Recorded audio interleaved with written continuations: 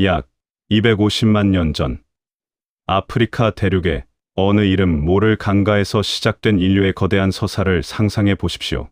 하늘은 지평선 끝부터 타오르는 듯한 붉은 빛으로 물들어 있고, 사바나의 거친 풀숲 사이로 건조한 바람이 낮게 깔려 흐는, 평화로우면서도 생존을 위한 처절한 사투가 일상이었던 시절입니다. 그곳에 한 무리의 존재들이 모여 있습니다. 아직 우리가 호모사피엔스라 부르기도 전, 손가락 마디가 굵고 이마가 낮은 우리의 아주 먼 조상들입니다. 사냥을 마치고 돌아온 그들 앞에는 거대한 들소 한 마리가 쓰러져 있었고, 무리는 그 주변을 빙 둘러싸고 있었습니다. 그런데 여기서 인류 역사상 가장 중대한 문제가 발생합니다. 이 고기를 어떻게 나눌 것인가? 아니, 더 정확하게는 이 들소의 질긴 가죽을 어떻게 뚫고 고기를 분리할 것인가 하는 문제였습니다. 맨손으로는 들소의 두꺼운 가죽을 찢는 것이 불가능했고, 이빨로 물어뜯는데도 한계가 명확했습니다. 그때 무리 중 한 명이 강가에서 주워온 날카로운 돌조각 하나를 꺼내 들었습니다. 바로 흑요석이었습니다. 화산 활동으로 만들어진 유리질 암석인 흑요석은 쪼개지는 순간 금속 못지않게 날카로운 날을 갖게 됩니다. 그가 그 돌조각을 들소의 가죽에 갖다 댔을 때 가죽은 놀랍도록 매끄럽게 갈라졌습니다.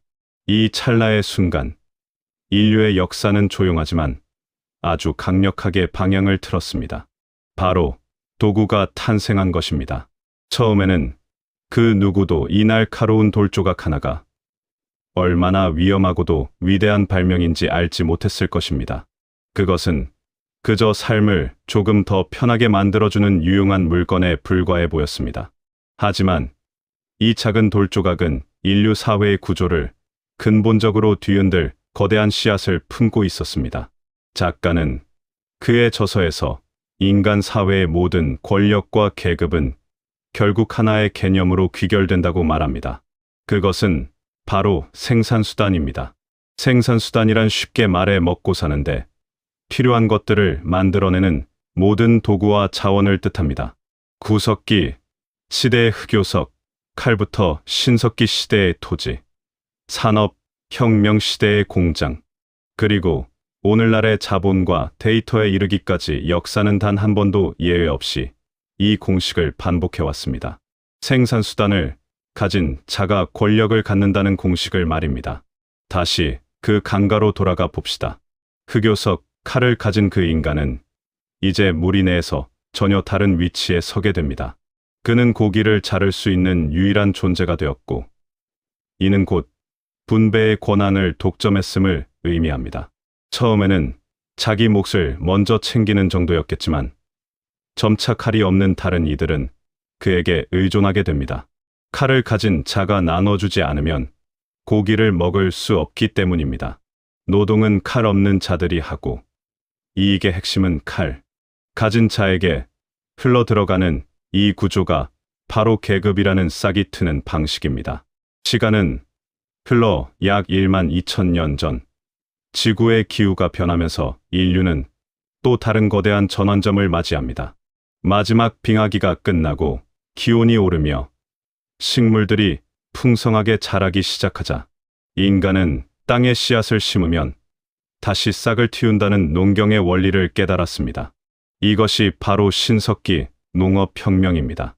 역사, 교과서는 이를 인류의 위대한 발전으로 가르치지만 인류학자 마샬 살린스는 흥미로운 주장을 제기합니다.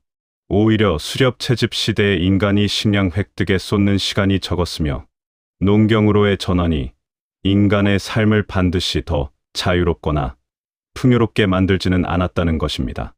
실제로 초기 농경민의 골격을 분석해보면 수렵 채집인에 비해 영양 상태가 불량하고 관절 이상이 많았습니다. 그런데도 왜 인간은 이 힘든 삶을 선택했을까요? 농업은 더 많은 인구를 먹여 살릴 수 있었기 때문입니다. 인구가 늘어나며 수렵 채집만으로는 생존이 불가능해졌고, 이제 생산수단은 흑요석 칼에서 토지로 확장되었습니다. 땅을 가진 자가 모든 것을 가지게 된 것입니다. 특히 강물을 끌어다 쓰는 관계시설을 건설하고 유지하는 일은 혼자서는 할 수 없는 거대한 작업이었고, 이를 조직하고 지휘하는 관리자가 등장했습니다. 처음에는 공동체를 위해 일하던 관리자가 세대를 거치며 그 권한을 세습하기 시작했을 때 수로의 열쇠를 쥔 자는 농민들에게 수확물을 요구했습니다. 이것이 세금의 시작이었고, 인간은 자신이 일군 땅에 묶여버린 정착의 덫에 걸리게 된 것입니다. 여기서 지배자들은 물리적인 힘보다 훨씬 더 효율적인 통제 방법을 발명해냅니다. 바로 인간의 가장 오래된 감정인 공포를 이용하는 것이었습니다. 거대한 번개와 홍수 앞에서 무력했던 당시 인간들에게 자연 현상은 신의 분노이자 의지였습니다. 지배자들은 이 공포를 관리하기 위해 자신들을 신과 인간 사이의 중개자인 제사장으로 설정했습니다. 제사장들은 별의 움직임을 읽고 강물의 범람을 예측하는 지식을 독점했고, 이를 신비로운 언어로 포장하여 권위를 세웠습니다. 비가 오지 않는 것은 당신들이 재물을 충분히 바치지 않아 신이 노하셨기 때문이라는 논리는 반박할 수 없는 강력한 가스라이팅이 되었습니다. 고대 메소포타미아의 신전을 보면 거대한 곡물 창고가 항상 신전 옆에 붙어 있었습니다. 신성한 것과 물질적인 권력이 처음부터 한 공간에 있었던 것입니다. 지배자들은 피지배자들에게 물리적인 족쇄가 아닌 관념의 족쇄를 채웠습니다. 힌두교의 카스트 제도가 전생의 업보를 강조하며 천재의 불평등을 정당화하고, 중세 유럽의 교회가 하느님이 정해주신 각자의 자리에서 충실하라고 가르친 것은 모두 지배의 비용을 낮추기 위한 고도의 전략이었습니다. 사람들이 스스로 자신의 처지가 정당하다고 믿게 만든다면 감시자는 필요 없기 때문입니다. 가장 효율적인 감옥은 벽이 없는 감옥, 즉 자신이 갇혀 있다는 사실조차 인지하지 못하는 내면의 감옥입니다. 이제 시선을 돌려 우리가 발을 딛고 서 있는 21세기 현대 사회를 바라봅시다. 신전의 향불은 꺼진 것 같고 제사장의 서슬, 펄은 위협도 사라진 듯 보입니다. 하지만 생산수단의 형태만 바뀌었을 뿐 지배의 구조는 놀랍도록 유사하게 반복되고 있습니다. 오늘날의 생산수단은 자본과 데이터입니다.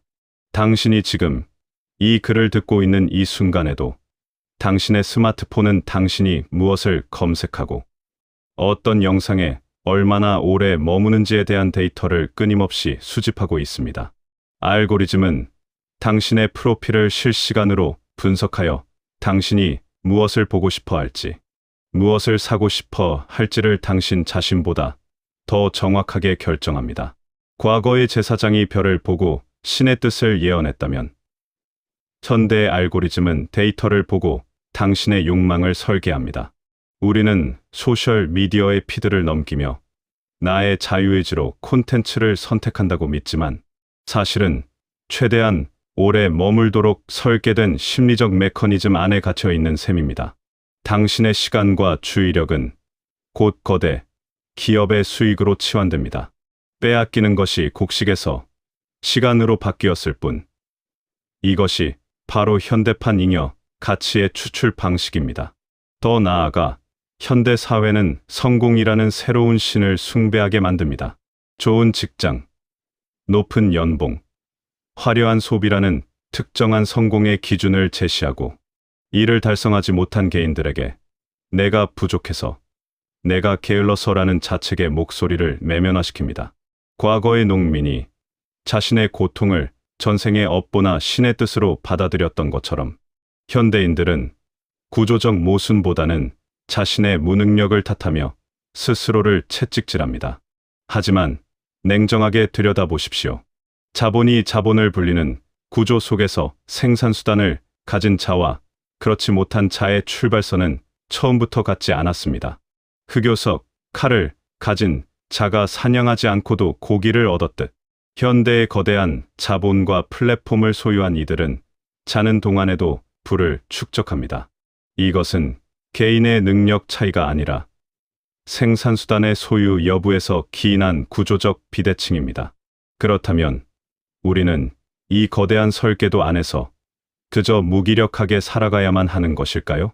철학자 스피노자는 자유란 필연성에 대한 인식이라고 말했습니다. 지금 내가 느끼는 결핍과 욕망이 진정으로 나의 것인지, 아니면 어떤 시스템에 의해 주입된 것인지를 명확히 아는 것에서부터 자유는 시작됩니다. 설계도를 읽는다는 것은 시스템을 당장 파괴하는 것이 아니라 그 안에서도 나의 중심을 지키고 선택지를 만드는 행위입니다. 우리가 할 수 있는 실천은 거창한 것이 아닙니다. 알고리즘이 권하는 무분별한 정보의 파도 속에서 잠시 벗어나 내가 진정으로 가치 있게 여기는 것이 무엇인지 스스로 묻는 시간을 갖는 것입니다. 또한 당신이 지금 힘든 것이 온전히 당신의 잘못만은 아님을 깨닫는 것입니다. 세상은 완전히 공정하게 설계되지 않았고 그 불완전함을 인지하는 것만으로도 나를 향한 가혹한 비난을 멈출 에너지가 생겨납니다. 250만 년 전 강가에서 돌조각 하나를 집어들었던 인간의 선택이 인류의 문명을 만들었지만 동시에 거대한 지배의 그늘을 드리웠습니다. 그러나 그 신을 만든 것도 인간이었고 그 신의 권위에 도전하며 사슬을 끊어낸 것도 결국 인간이었습니다. 당신은 시스템의 산물이지만 결코 그것이 당신의 전부는 아닙니다. 지금 이 구조를 인식하고 질문을 던지는 당신의 그 짧은 침묵과 생각이 바로 현대의 억압으로부터 당신을 해방할 가장 날카로운 인식의 도구가 될 것입니다. 눈을 뜨고 이 세상을 바라보십시오. 그 인식만으로도 당신은 이미 조금 더 자유로워졌습니다. 인류 250만 년의 긴 여정 속에서 우리는 늘 무언가를 갈망하고 무언가에 쫓기듯 살아왔습니다. 하지만 그 갈망의 뿌리가 어디에 닿아 있는지, 우리가 쫓기는 사슬의 끝을 누가 쥐고 있는지 들여다보는 사람은 많지 않습니다. 이제는 잠시 멈춰 서서 내 손에 쥐어진 현대판 흑요석 칼, 즉 인식을 갈고 닦아야 할 때입니다. 그 칼은 타인을 베기 위한 것이 아니라 나를 둘러싼 보이지 않는 관념의 그물망을 걷어내기 위한 것입니다. 당신의 삶은 누군가의 데이터, 조각이 아니며 타인이 정해놓은 성공의 수치로 환산될 수 없습니다. 오늘 밤 당신의 내면에 조용히 질문을 던져보십시오. 나는 누구의 의지로 살고 있는가? 그 답을 찾아가는 과정 자체가 당신을 온전한 한 사람으로 세워줄 것입니다. 인류의 역사는 거시적인 권력의 흐름이기도 하지만 그 속에서 끊임없이 자아를 찾아 나섰던 수많은 개인의 발자취이기도 합니다. 당신 또한 그 위대한 여정의 주인공임을 잊지 마십시오. 오늘 하루도 고생 많으셨습니다. 이제는 당신 자신을 탓하기보다 이 긴 역사의 여정 속에서 꿋꿋이 버텨온 당신의 강인함을 믿으며 편안한 휴식을 취하시길 바랍니다. 당신은 이미 그 자체로 충분하고 존귀한 존재입니다. 좋은 밤 되십시오.